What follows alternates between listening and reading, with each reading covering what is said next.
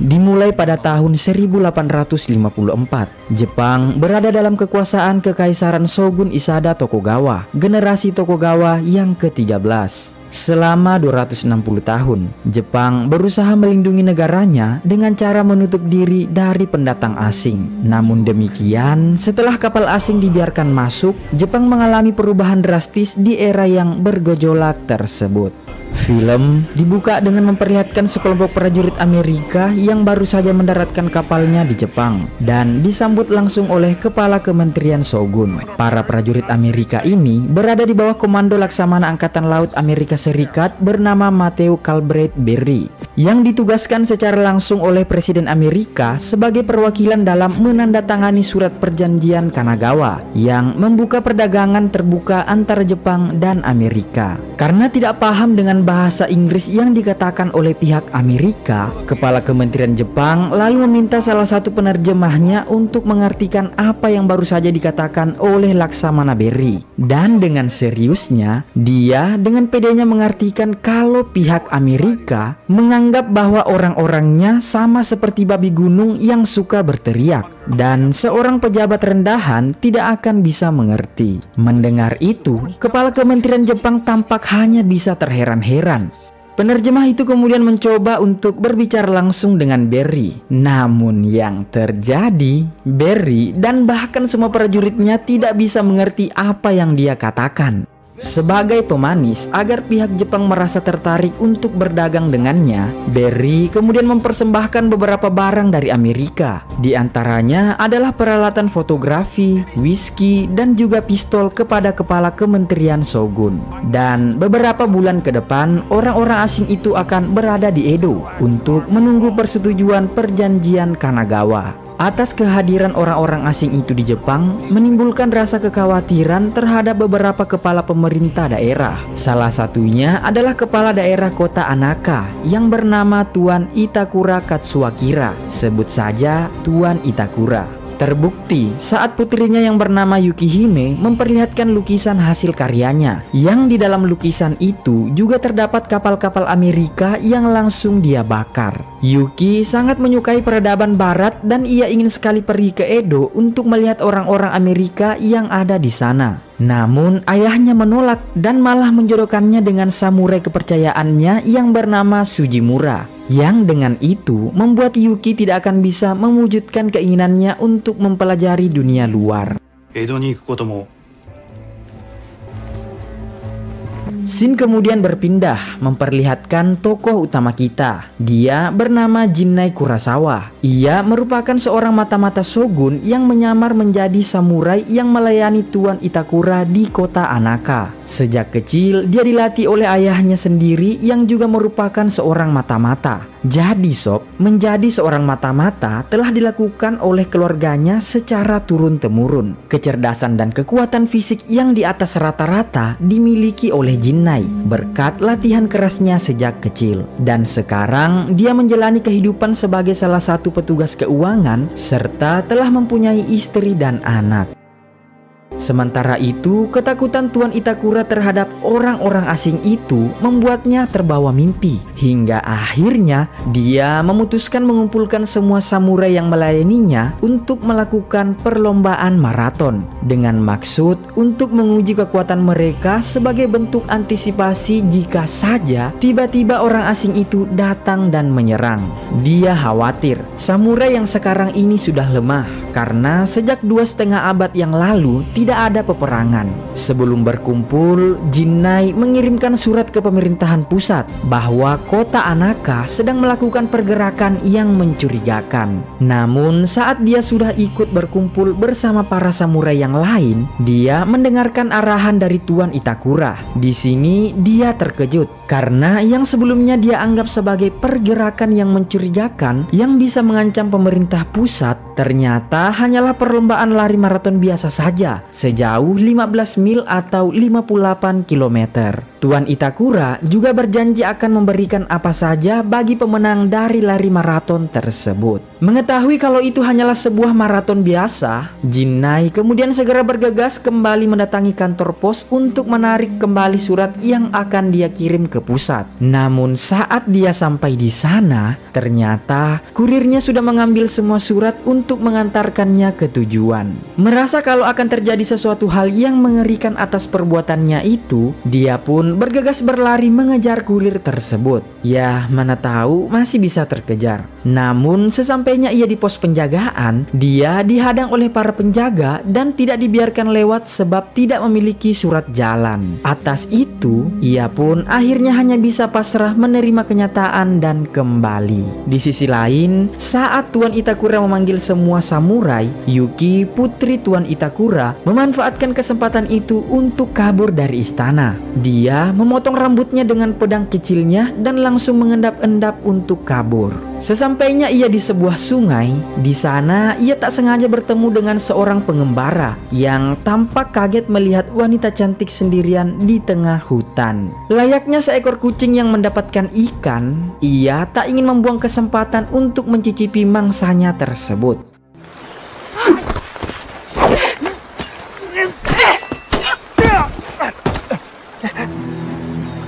Beruntungnya Sob, ternyata wanita yang kelihatan lemah itu malah membuatnya kewalahan dan hampir saja menghabisinya. Tak sengaja Yuki melihat banyak barang yang dibawa oleh si pengembara dan tampak memiliki sebuah ide. Sementara ayah Yuki terlihat menyuruh Sujimura untuk mencari anaknya. Dengan ditemani oleh dua anak buahnya dalam perjalanan, Sujimura kebetulan tak sengaja bertemu dengan laki-laki pengembara yang sebelumnya ingin melakukan mantap-mantap pada Yuki. Si pengembara yang memang juga tidak mengetahui identitas asli dari Yuki langsung menawarkan baju mewah pada Sujimura. Sujimura yang mengenal kimono milik Yuki tanpa basa-basi langsung menebas si pengembara sakne tersebut.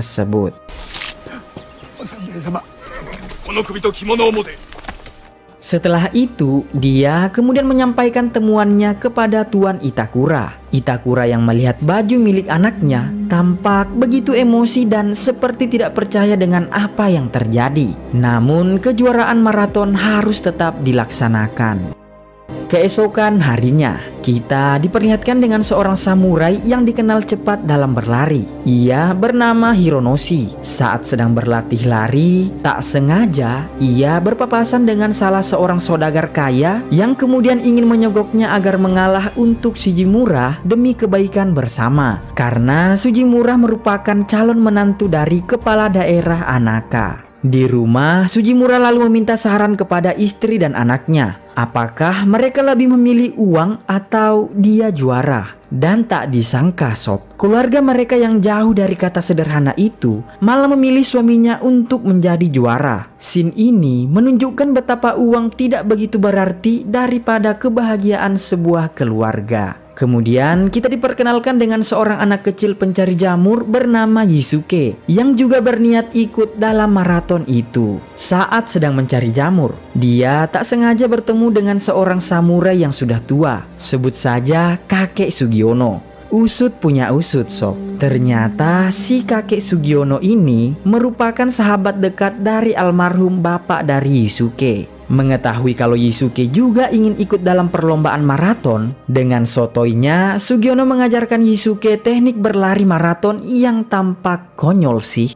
Yusuke kemudian mengajak kakek Sugiono itu untuk ikut pulang ke rumahnya, yang dimana hanya tinggal ada dia dan ibunya di sana. Kakek Sugiono yang melihat ibu dari Yusuke tampak menunjukkan tatapan yang aneh-aneh. Beberapa saat kemudian, seorang wanita tak dikenal tiba-tiba datang dan tanpa basa-basi langsung meminta makan. Setelah saya perhatikan, ternyata Sob, perempuan ini merupakan putri dari Tuan Itakura yaitu Yuki yang telah menyamar dengan merubah penampilannya. Di sisi lain, surat yang dikirim oleh Jinnai akhirnya telah sampai di kediaman Shogun. Setelah membaca surat itu, Shogun pun merasa curiga terhadap Tuan Itakura bahwa dirinya akan berkhianat. Karena memang Sob, dalam era ini banyak yang sudah menentang Shogun karena mempersilahkan orang-orang asing datang ke Jepang. Dimana sebelumnya, mulai dari pemerintahan Shogun ketiga, mereka telah menutup Jepang dari dunia luar. Atas surat itu, Shogun pun akhirnya mengutus beberapa prajurit untuk menyerang kota Anaka yang dipimpin oleh seseorang yang bernama Hayabusa. kembali ke kota Anaka, tepatnya pada tahun 1855. Secara resmi, perlombaan maraton akan segera dimulai. Namun sebelum itu, semua samurai diminta berkumpul untuk melakukan registrasi. Tampak Yuki yang ingin menerobos keluar dari sana juga ikut melakukan registrasi dengan menggunakan nama palsu agar bisa lolos dari pemeriksaan. Tak hanya itu, kakek Sugiono dan Yusuke juga terlihat ikut serta di sana. Sementara itu, Jinnai masih mempersiapkan diri dengan berbagai senjatanya, sebab dia memprediksi kesalahannya dalam memberikan informasi akan membuat pemerintah pusat mengirim prajurit terbaiknya untuk menyerang kota Anaka. Sebelum ia berangkat, istrinya tampak membersamai suaminya dan mendoakannya agar bisa pulang dengan selamat. Dan setelah semua registrasi selesai, akhirnya lari maraton yang diikuti oleh para samurai pun dimulai.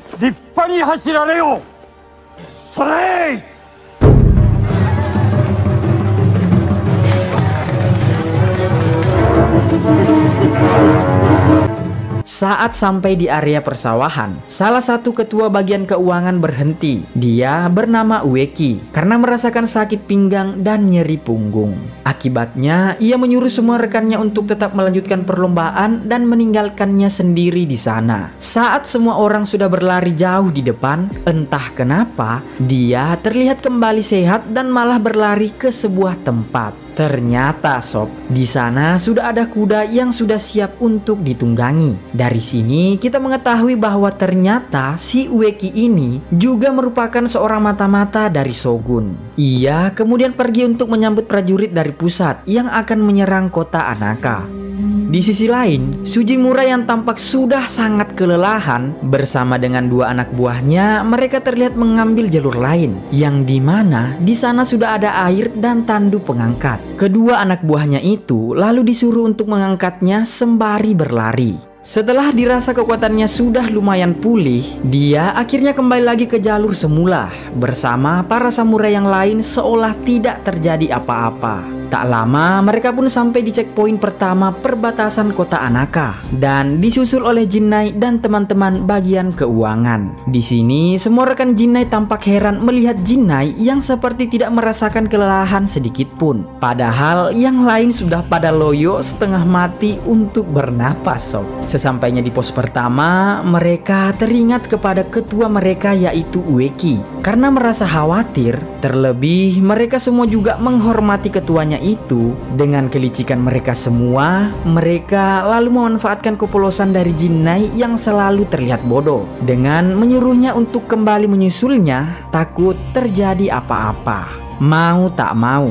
Jinnai pun bergegas berlari kembali menyusulnya. Dalam perjalanan pulangnya, dia tak sengaja melihat para prajurit yang akan menyerang kota Anaka. Di sini dia menyadari kalau prediksinya benar, bahwa pemerintah pusat pasti akan mengirim prajurit untuk menyerang kota Anaka atas kesalahan informasi darinya. Di saat yang sama, dia juga bertemu dengan Ueki. Di sini ia mencoba menjelaskan pada Ueki bahwa surat yang dia tulis untuk Shogun itu adalah sebuah kesalahpahaman. Namun karena sudah terlanjur, Ueki mengatakan kalau mau tidak mau penyerangan harus tetap dilakukan. Karena Jinnai terus bersikeras untuk menahan serangan prajurit Shogun, Ueki akhirnya juga memutuskan untuk membunuh Jinnai. Dan pertarungan antar sesama mata-mata itu pun tak terelakkan.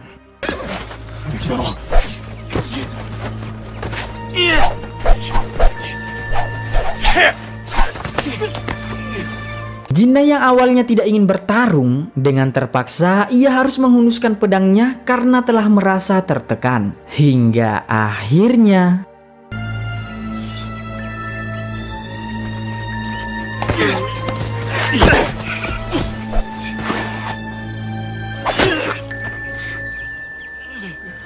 Jinnai yang sangat terlatih dari kecil mampu mengalahkan Ueki. Atas hal itu membuatnya tidak bisa mundur lagi dan sekarang dia harus 100% berpihak kepada Tuan Itakura. Sementara itu, sebagian samurai telah sampai di checkpoint yang kedua, di mana di sana juga sudah disediakan makanan dan minuman. Hironoshi terlihat lebih memilih menyimpan beberapa makanan di sakunya untuk ia berikan kepada istri dan anaknya di rumah. Di sisi belakang, Yuki yang baru saja sampai di checkpoint pertama terlihat sedang diperiksa suratnya. Para penjaga yang melihat ada kejanggalan dengan nama palsunya membuat dirinya akhirnya ketahuan. Putri yang selama ini kabur akhirnya ditemukan. Para penjaga yang ada di sana pun memutuskan untuk menahan Yuki agar tidak kemana-mana.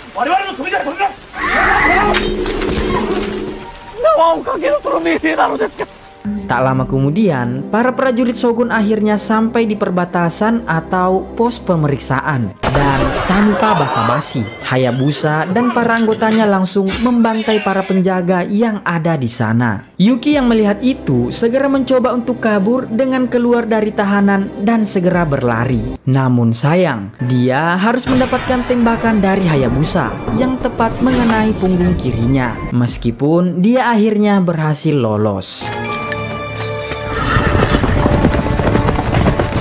Saat berada di sungai, dia ditemukan oleh Jinnai yang langsung membuka ikatannya dan mengeluarkan peluru yang ada di punggungnya. Dengan keahliannya, dia bisa mengobati Yuki. Di sisi lain, Sujimura bersama dengan dua anak buahnya terlihat kembali melakukan kecurangan dengan melewati jalur lain. Namun, karena kondisi jalannya sangat ekstrim, membuat salah satu anak buahnya lengah dan hampir terjatuh di jurang. Saat Sujimura meninggalkan dua anggotanya itu, salah seorang anggotanya malah menendang temannya sendiri hingga membuatnya terjatuh ke jurang tersebut. Dari sini terungkap sob, bahwa anggota Sujimura yang satu ini ternyata juga merupakan mata-mata dari Shogun. Kemudian tak hanya sampai di situ, ia juga melakukan hal yang sama pada Sujimura yang membuatnya jatuh ke sungai.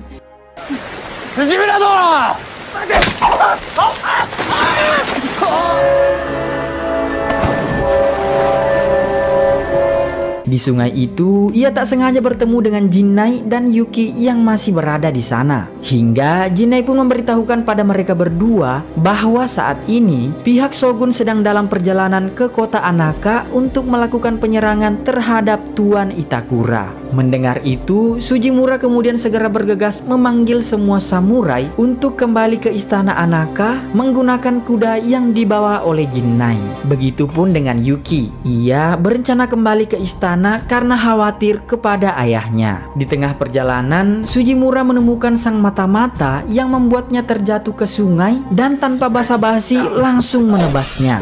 Para samurai yang melihat itu tampak kaget dong pastinya.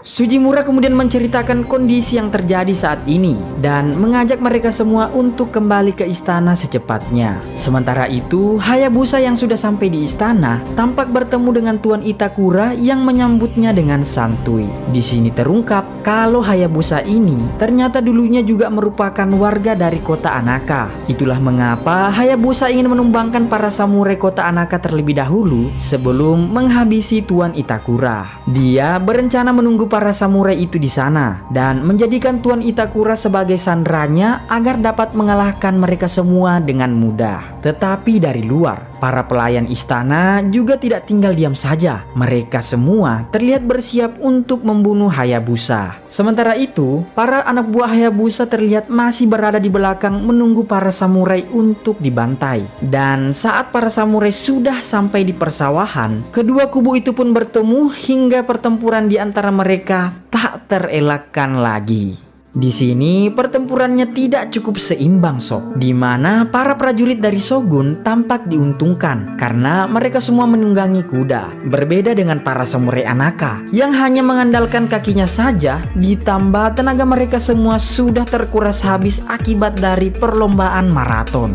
Namun ya berkat semangat samurai mereka akhirnya bisa menghabisi para samurai Shogun satu persatu. Dan ternyata sob, Sujimura yang awalnya hanya tampak seperti seorang samurai yang lemah, ternyata dia juga mempunyai skill di atas rata-rata juga sob. Dan pada akhirnya para samurai itu bisa mengalahkan semua prajurit Shogun meski ada sebagian yang terluka dan juga meninggal.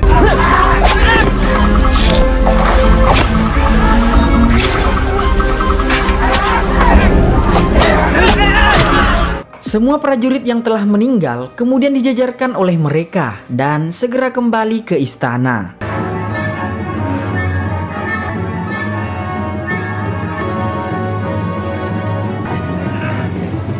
Saat para samurai tiba di sana, selain disambut oleh orang-orang dan keluarga mereka, di sana juga terlihat sudah ada Hayabusa yang sedang menahan Tuan Itakura. Melihat para samurai yang mulai berdatangan, Hayabusa mulai bersiap menembak mereka dengan pistolnya. Namun, Jinnai yang sangat jeli dengan pergerakan Hayabusa dengan cepat melemparkan sebuah pisau kecil ke arahnya, dan kemudian dibarengi dengan tembakan panah oleh para pelayan istana yang membuat ia akhirnya terjatuh dari tribun. Bahkan setelah itu masih ditambahi dengan tusukan tombak oleh para pelayan istana. Bersamaan dengan itu, Kojiro, salah satu pelayan terdekat Tuan Itakura, malah hendak membunuh tuannya. Beruntung dengan cepat Jinnai melempar pisau ke arahnya dan kemudian diakhiri oleh Tuan Itakura dengan tembakan pistol dari Hayabusa. Setelah kejadian barusan, para keluarga samurai itu terlihat merasa bahagia menyambut kekasih dan suami mereka kembali dengan selamat. Hingga pada malam harinya, kakek Sugiono dan Yusuke akhirnya tiba juga di istana. Meskipun dengan keadaan yang sudah sangat lemas dan tak berdaya, tetapi itu semua teralihkan dengan majunya Jinnai, sang mata-mata shogun yang merasa bersalah atas semua kejadian itu. Atas kesalahannya itu, dia berniat melakukan harakiri. Namun sebelum itu, dia meminta pada semua orang agar tidak menghakimi istri dan anaknya setelahnya. Mendengar hal itu, istrinya tampak kaget dan pada akhirnya tahu bahwa suaminya tercinta ini adalah seorang mata-mata. Saat hendak melakukan harakiri, tiba-tiba Yuki secara spontan langsung memintanya untuk berhenti dengan memohon kepada ayahnya.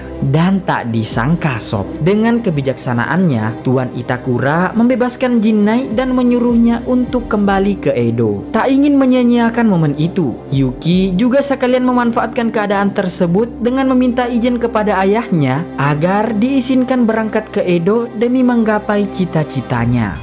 Di akhir film, kita diperlihatkan dengan pemerintah Jepang dan Amerika yang akhirnya resmi menandatangani surat perjanjian yang dikenal dengan Perjanjian Kanagawa, di mana Amerika dan Jepang akan bekerja sama dalam perdagangan dan secara resmi Jepang dibuka untuk dunia luar. Tak lupa juga momen itu diabadikan dengan lukisan Yuki yang sudah berada di sana. Kegiatan maraton di kota Anaka itu dianggap sebagai asal mula maraton di Jepang dan terus dilakukan hingga saat ini. Film pun berakhir. 侍の時代は終わった。